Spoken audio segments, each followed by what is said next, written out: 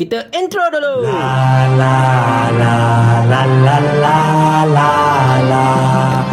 Assalamualaikum warahmatullahi. Hari ini video kita lain macam sikit sebab sekarang saya berada dekat luar.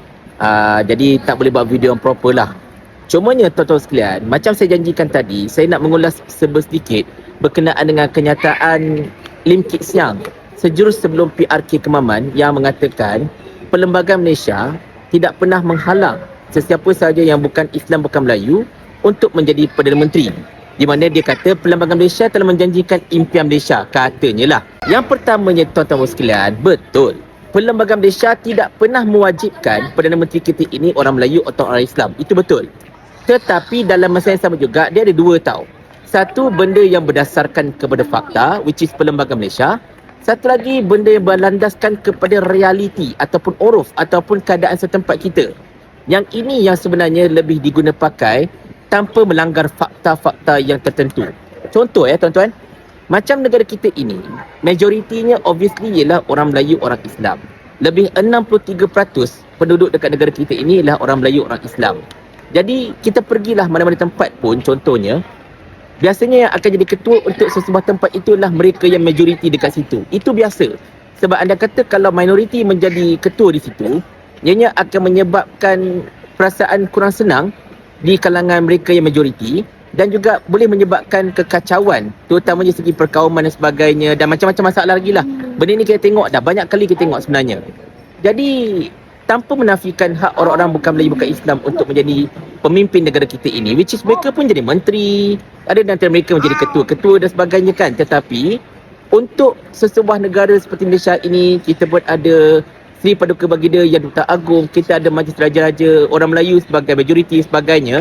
Jadi realitinya ialah, of course yang akan menjadi ketua dekat negara ini ialah orang-orang yang majoriti tersebut, tanpa menafikan hak untuk orang-orang yang bukan majoriti itu untuk orang kata apa, hidup dengan aman damai dan juga untuk menikmati segala hasil dan juga segala keharmonian yang ada dekat negara kita ini.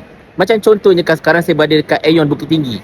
Ramai je orang-orang yang bukan Melayu, bukan Islam kat sini, bersama-sama dengan orang Melayu, orang Islam. Kita hidup aman damai sebagainya, ikut status quo. Dan benda-benda ini yang sepatutnya kita kekalkan. Daripada Lim Kit Siang mengucapkan perkataan-perkataan yang boleh mendedahkan rakyat negara kita ini pada satu pertembungan ideologi dan juga mungkin satu pertembungan racial lah kalau ikutkan, adalah lebih baik sekiranya kalau Lim Kit Siang menggunakan kedudukan beliau untuk meminta orang-orang bukan Melayu, bukan Islam ini menghormati perlembagaan persekutuan, menghormati perlembagaan yang menjamin hak-hak orang bukan Melayu, bukan Islam, tetapi dalam masa yang sama juga perlembagaan ini menjunjung hak orang Melayu, hak orang Islam dan juga hak golongan Bumi Putera. Dan sekiranya kalaulah Lim Kit Siang kata okey, orang bukan Melayu, bukan Islam boleh menjadi Perdana Menteri, yang sepatutnya diletakkan sebagai calon Perdana Menteri itu sendiri ialah orang Bumi Putera, bukan Melayu, bukan Islam. Itu kena ceritalah. Sebab mereka ini at least Bumi Putera. Mereka memang penduduk asal ni. Macam contohnya orang-orang suku kaum dekat Sabah dan Sarawak ataupun orang-orang asli, mereka itu Bumi Putera. Dan banyak di antara mereka itu yang bukan Islam. Jadi mereka ini yang terlebih dahulu patut diberikan hak untuk memimpin negara kita ini berdasarkan kepada uruf dan juga kepada realiti negara kita ini. Saya buat video ini bukan nak cerita tentang 3R, tidak. Sekadar untuk memberitahu betapa kata-kata Lim Kit Siang itulah yang akan mencetuskan perkara yang berkait dengan 3R. Dan ini bukan kali pertama Lim Kit Siang mengucapkan sesuatu yang boleh dikotonasikan sebagai satu ucapan berbaur 3R. Tetapi entah macam mana mereka ni kebal gila dengan undang-undang negara kita ini, sampai apa sahaja mereka ucap, terutamanya menyentuh tentang sensitiviti kaum dan sebagainya, macam tak ada tindakan diambil oleh pihak berkuasa sampai sekarang. Walaupun saya yakin ada je laporan polis dibuat terhadap orang-orang seperti ini. Tapi itulah dia tuan-tuan sekalian, sekali lagi untuk saya nak ceritakan, seandainya kalaulah kita hendak berpegang kepada perlembagaan itu secara de facto, secara asasnya, maka bukan orang Cina, bukan orang India yang menjadi Perdana Menteri ini, hierarkinya patut pergi kepada orang Bumi Putera yang bukan Melayu, tetapi mereka ini Bumi Putera. Orang-orang asli, orang Kadazan, orang Iban mungkin. Mereka ini lebih layak untuk menjadi Perdana Menteri kita sebab mereka ini memang Bumi Putera. Itu secara asasnya lah.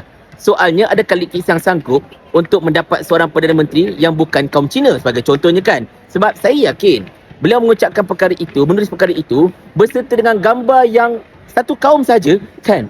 Dia memberikan gambaran seperti itulah tuan-tuan sekalian. Ini apa yang telah diulas oleh KJ lah dalam podcast Keluar Sekejap baru-baru ini. Dan macam saya katakan, saya bukan seorang yang resis, tidak. Keturunan saya sendiri pun ada keturunan Cina dan sebagainya kan. Jadi saya memang menjunjung sebarang bentuk keharmonian antara kaum. Tetapi ucapan Ling ini adalah sesuatu yang memang tidak patut dilakukan. Dan bagi saya lah adalah malang bagi UMNO dan juga Parti Amanah selaku Parti Melayu yang selama ini menjunjung perlembagaan negara kita ini, yang berada dalam gabungan kerajaan Perpaduan Madani ini, mereka berdiam diri dan tidak memberikan apa-apa ulasan serta sanggahan terhadap kenyataan Ling tersebut. Mungkinlah Ling menantikan seseorang untuk bertanyakan soalan ini kepada beliau. Mau tak tuan hamba kalau hamba kirimkan ke akhirat?